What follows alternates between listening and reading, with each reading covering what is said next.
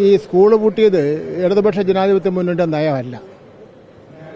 Aided management സ്കൂളായിരുന്നാലും government സ്കൂളായിരുന്നാലും school പൂട്ടുന്നത് ഗവൺമെൻറ് നയമല്ല. 2016 ഇടതുപക്ഷ ജനാധിപത്യ മുന്നണി അധികാരത്തിൽ വന്ന അവസരത്തിൽ UDFിൻ്റെ സമയത്ത് പൂട്ടാൻ നിശ്ചയിച്ചിരുന്ന സ്കൂളുകൾ തുറക്കുന്നതിന് വേണ്ട നടപടിയാണ് സ്വീകരിച്ചിട്ടുള്ളത്. ഇപ്രാവശ്യവും ആ നടപടി തന്നെയാണ് സ്വീകരിച്ചിട്ടുള്ളത്. ഇത്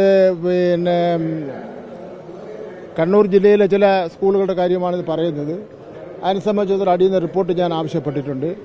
റിപ്പോർട്ട് കിട്ടിയാൽ അതിനെ സംബന്ധിച്ചിടത്തോളമുള്ള തീരുമാനം എടുക്കും. സാധാരണഗതിയിൽ ഗവൺമെൻറ് അറിഞ്ഞുകൊണ്ട് മാത്രമേ പൂട്ടാൻ വേണ്ടി പാടുള്ളൂ. സാധാരണഗതിയിൽ ഇക്കാര്യത്തിൽ ഈ വാർത്ത വന്നതല്ലാതെ ഞായറാഴ്ച ആയതുകൊണ്ട് ഫയലുകൾ നോക്കാൻ വേണ്ടി പറ്റിയിട്ടില്ല. അതിൻ്റെ വിശദാംശങ്ങൾ നാളെ പറയാം.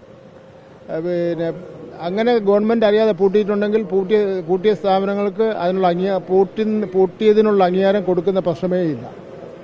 നമുക്ക് അത് കേരള എഡ്യൂക്കേഷൻ റൂളിൽ തന്നെ പറയുന്നുണ്ട്. ഒരു സ്കൂൾ തുറക്കുന്നത് എങ്ങനെയാണ്, പൂട്ടുന്നത് എങ്ങനെയാണ്, ഇത്തരം കാര്യങ്ങളെ സംബന്ധിച്ചോളം പറയുന്നുണ്ട്. ആ നടപടിക്രമങ്ങൾ പൂർത്തീകരിക്കാത്ത ഏതെങ്കിലും സ്കൂൾ പൂട്ടേണ്ടി വന്നിട്ടുണ്ടെങ്കിൽ അത് തുറന്ന് പ്രവർത്തിക്കേണ്ടി വരും.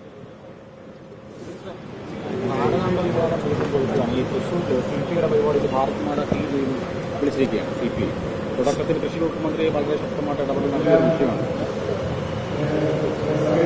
CPIയുടെ പരിപാടിയിലെത്തി ഭാരത് മാതാ കീ വിളിക്കുമ്പോൾ അതെങ്ങനെയാണ്?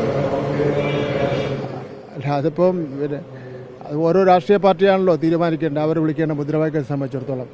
CPMന് പറയാൻ വേണ്ടി പറ്റില്ലല്ലോ CPIയോട് ഇന്ന മുദ്രാവാക്യം വിളിക്കണമെന്ന് സംബന്ധിച്ചിടത്തോളം. എന്തായാലും CPM വിളിക്കുന്നില്ല.